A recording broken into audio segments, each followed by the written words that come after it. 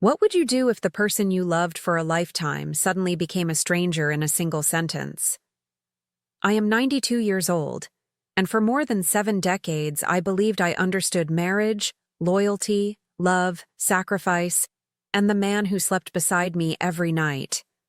Our story looked perfect from the outside: wedding photos framed in the living room, children and grandchildren filling holidays with laughter, neighbors saying we were that couple everyone admired. But perfection can be the most convincing disguise, and sometimes the truth waits quietly until the very last moment to show its face. I remember the beginning like it was yesterday. 2 young people promising forever, believing forever meant safety.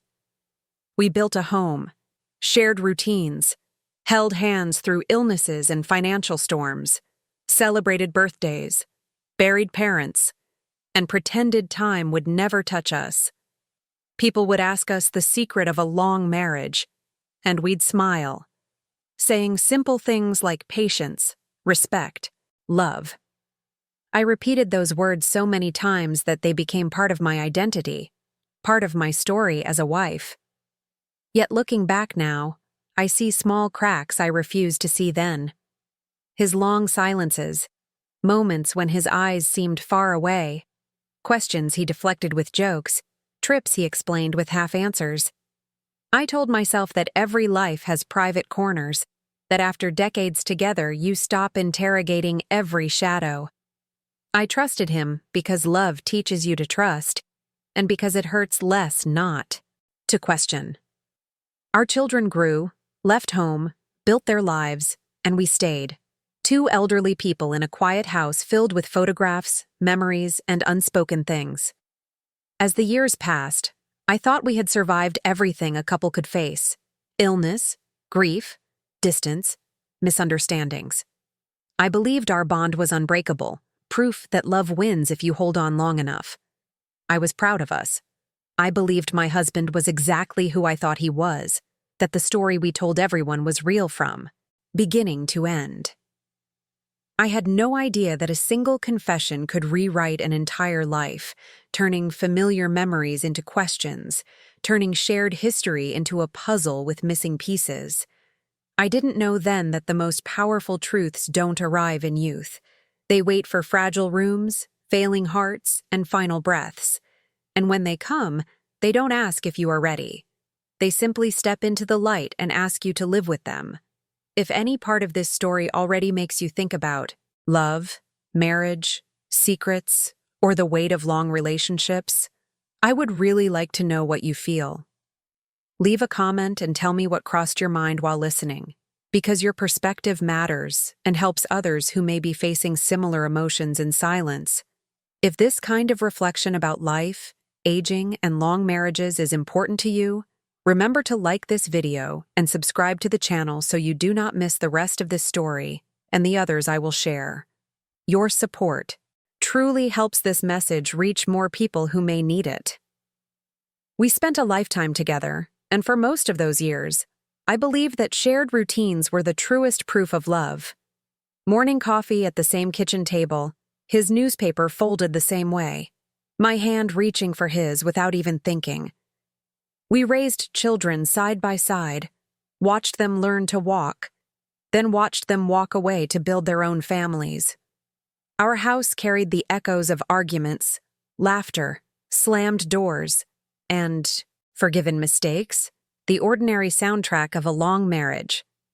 People often imagine drama defines relationships, but real marriage is mostly built from small moments, repeated thousands of times, until they become invisible. He was always dependable, always present, the one who fixed leaking pipes and checked locked doors at night.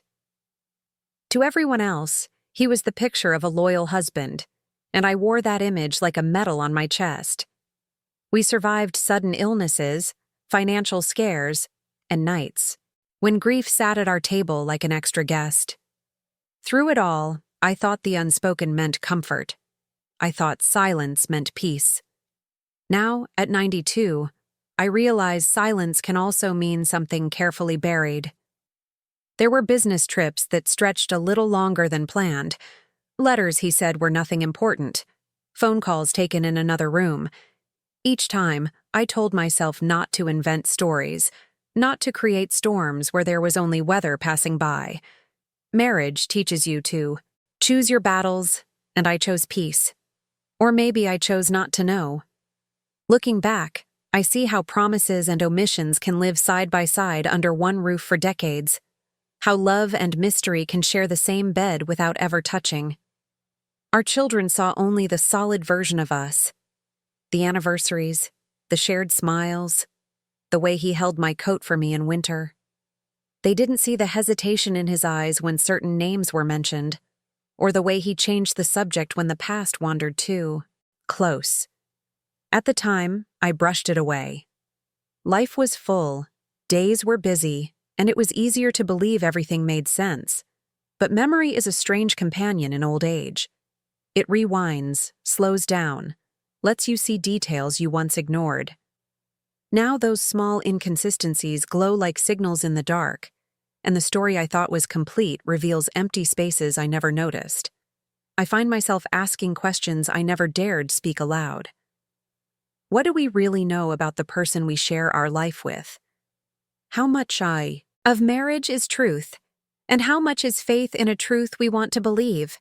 And still, despite the doubts now resurfacing, I cannot deny the love that existed, the years of shared effort, the tenderness that was real even if everything else was not. That is the cruel thing about secrets discovered late in life. They do not erase what was beautiful, but they stain it with uncertainty. Hospitals have a way of shrinking the world. Hallways echo, clocks get louder, and even the air feels like it's, waiting. When my husband was admitted, I told myself it was just another hurdle, like so many we had faced together. But something in his eyes was different, softer and distant at the same time, as if he were already walking somewhere I could not follow. Machines hummed gently beside him, nurses moved in whispers, and the room smelled of disinfectant and endings that no one wants to name out loud. He reached for my hand with surprising strength. After decades together, I could read his moods, better than any chart on the wall, and there was a seriousness there that frightened me more than any diagnosis.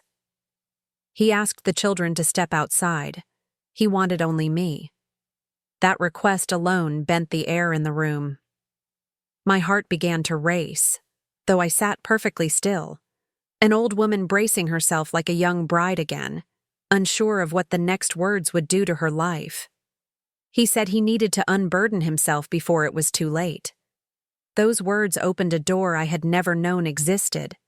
A part of me wanted to stop him, to say no, rest, save your strength, to keep our life sealed as it had always been. But another part, the part that had noticed the silences and the half-answers, leaned forward. What truth waits until a final breath? What love asks you to carry a new weight when your shoulders are already bent with age? His voice trembled, not from weakness, but from fear, and that terrified me more than any medical monitor. For a moment, the past 60, 70 years rushed through, my mind like a film. Weddings, births, shared winters, forgiven arguments. And I wondered which memories would survive the words he was about to speak. I realized then that even at 92, you can feel as fragile as a child, sitting beside the person you love and sensing the ground shift beneath your feet. He paused, as if choosing which version of the truth to give me. Outside the door, I could hear footsteps, life continuing as usual, while inside the room time narrowed to the space between his sentence and my heartbeat. I squeezed his hand to steady him, or maybe to steady myself. I thought I knew every chapter of our story.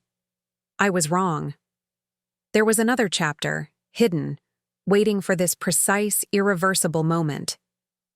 When he finally began to speak, the room seemed to tilt, and the life I thought I understood tilted with it. I felt love, fear, anger, and something nameless all at once, as if every emotion we'd ever shared had come back to sit between us. I understood in that, Instant that whatever he was about to confess would not stay in that hospital room. It would walk with me into every memory, changing their colors quietly, insistently. He looked at me with eyes I had known my whole life, and said words that made him feel like a stranger. He confessed that there had been someone else many years ago, a relationship hidden behind business trips and carefully chosen silences. It was not an accident, not a rumor, not a misunderstanding. It was a choice. Repeated.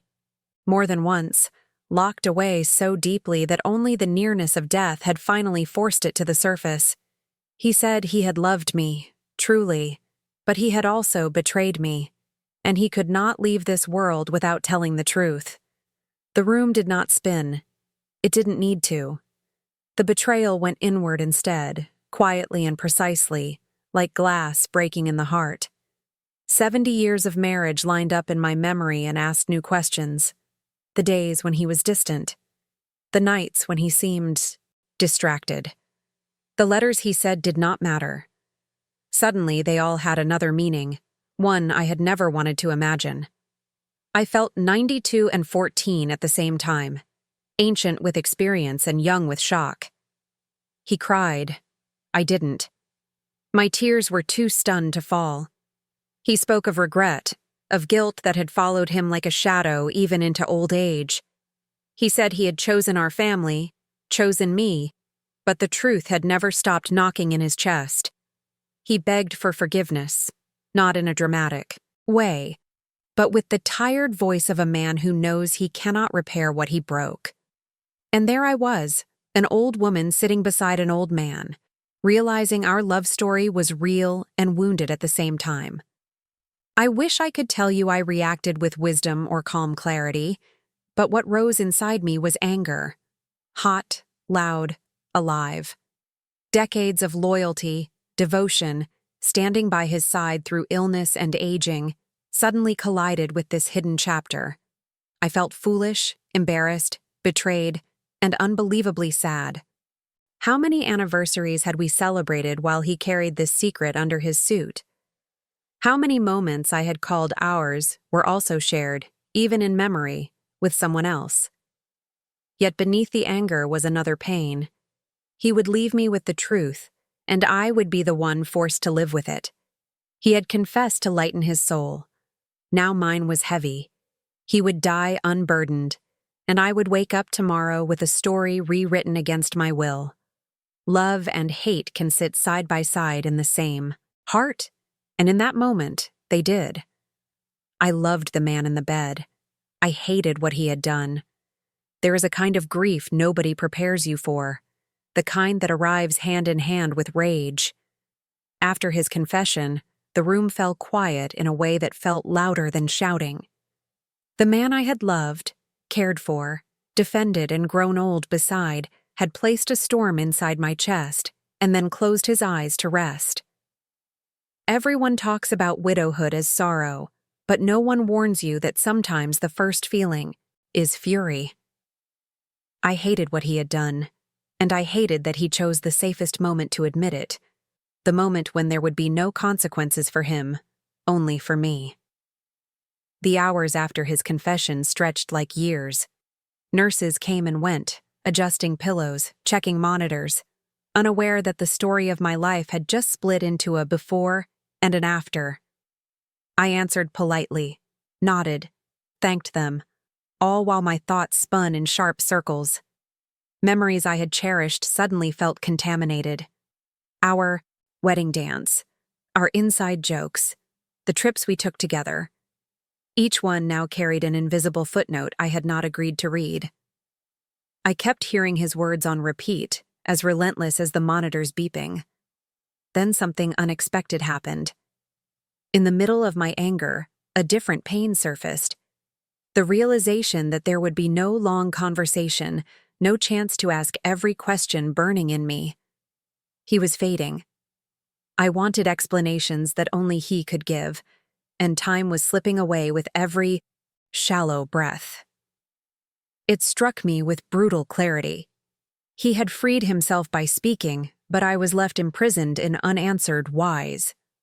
That was the second wound, and it cut differently. At night in the hospital chair, I thought about love not as a fairy tale, but as a place where beauty and disappointment coexist. I remembered the mornings he brought me tea without being asked, the way he warmed my hands in winter, the way he said my name when he was afraid. Those memories refused to disappear, just because another truth had appeared. That was the cruelest twist of all. I still loved him. Love does not evaporate on command, even when betrayal sits in the room with it. So I grieved him before he was gone, but not in the way people expect. I grieved the life I thought we had, the version of our story I would never get back. And I realized something that both frightened and steadied me at once. Forgiveness and hatred can breathe the same air for a while, and sometimes the work of old age is simply learning how to survive that contradiction without letting it hollow you out completely. When you carry a secret you never asked for, the walls of your own house begin to listen. After I left the hospital that night, I walked into our quiet home and felt as if every photograph on the walls was asking me a question. Should I tell the children? Should I protect the image of the father they adored? Or should I protect myself by speaking the truth out loud, even if it fractured the story they believed about our family? At 92, I found myself facing a decision that felt too heavy for any age. Our children had grown up thinking their parents were a model of loyalty and endurance. They bragged about our long marriage, our devotion, our love story that lasted a lifetime. I could already imagine their faces if they knew. Shock, hurt, maybe anger turned in my direction for keeping the secret. Because that is the quiet injustice of betrayal discovered late. It asks the wounded person to become the guardian of someone else's wrongdoing. He had unburdened himself at the edge of death. I had to live with the weight among the living. In the kitchen, I held a cup of tea that had gone cold without my noticing, replaying possible conversations in my mind. Do I sit them down and speak plainly? Do I let the truth die with him to preserve their memories? Which is the greater kindness, and which is the greater cruelty? There is no handbook for this part of marriage. The part where love, loyalty, and honesty pull in different directions like stubborn children refusing to walk the same path. I also feared something I barely wanted to admit. If I told them, my children might look at me differently too. They might question my life, my choices, my silence over the years. They might ask why I did not see, or why I stayed, or why I still loved him after knowing. And how do you explain that love is not a simple equation? That a lifetime with someone is made of both? Wounds and tenderness woven so tightly together that you cannot pull one thread without unraveling everything? So I did what many elderly people quietly do. I carried it alone for a while. I moved through the rooms, dusted the shelves, folded laundry that no longer needed to be perfect, and spoke to him in my head, telling him that his truth had consequences far beyond his last breath. The house felt different, like a book with new pages hidden between old ones. I wondered whether protecting my family meant telling them the truth or preserving their peaceful illusion. Both choices felt like a kind of love, and both felt like a kind of loss. Growing old does not automatically make answers easier. Sometimes it only removes the places where you can hide from them. After the funeral, people told me I was lucky to have had a great love story. They brought casseroles and sentences that sounded like greeting cards. None of them knew that inside me there was a courtroom, a confessional, and a battlefield all at once. I kept asking myself, what does love mean after the truth shows its teeth? Is forgiveness a gift, a surrender, or simply a way to stop bleeding? In the quiet of my bedroom, I tried on each possibility like an old coat. Forgiveness sat on my shoulders but felt too big, as if it belonged to a wiser version of me I hadn't become yet. Justice sounded strong, but whom would I punish now that he was gone? The one option that surprised me was freedom. not the romantic kind people talk about, but the freedom to tell the truth to myself without flinching, to say that I was hurt and angry, and still capable of love at the same time. That realization was a twist I did not expect at 92. I did not have to choose one feeling. I could hold many. Then another question rose, sharper than the rest. Had my entire life been a lie, or had my life been real and his secret simply lived beside it? I remembered his hands shaking when he tied his tie for our son's wedding, his fear during my surgeries, the way he searched for me in a crowded room before relaxing. Those moments were not counterfeit. They were true. And yet so was the betrayal. The shock was discovering that truth and wound can share the same memory without canceling each other. Slowly, almost against my will, something softened. Not forgiveness exactly, but perspective. We were human, painfully human, building a long marriage without a manual, making selfish and loving choices in the same lifetime.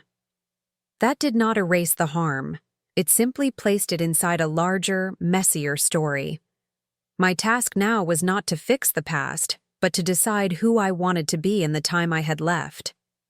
Would I let bitterness become my final companion, or would I choose something lighter, not for him, but for me? I began a small ritual. Each morning, I opened the window, named whatever I was feeling: anger, sadness, nostalgia, even a strange gratitude for honesty arriving at the end, and allowed it to exist without pretending. It did not solve everything, but it stopped the emotions from hardening. And in that practice, I discovered another unexpected twist. Reconciliation is not always with the person who hurt you. Sometimes it is with your own story, accepting that it contains beauty and damage in the same breath. If you stayed with me until the end of this story, thank you. It means this journey through love, marriage, secrets, anger, and forgiveness touched something in you. I would be grateful if you subscribe to the channel, because there are more real-life stories that may help you reflect on your own relationships and choices. Please leave a like if this story made you think or feel something important. And I would love to hear from you in the comments. Write the words "long life, long truth," so I know you were here with me until the last moment. It truly matters. And do not leave just yet. Watch the next video that is appearing on your screen, because the next story may be the one that you needed to hear today.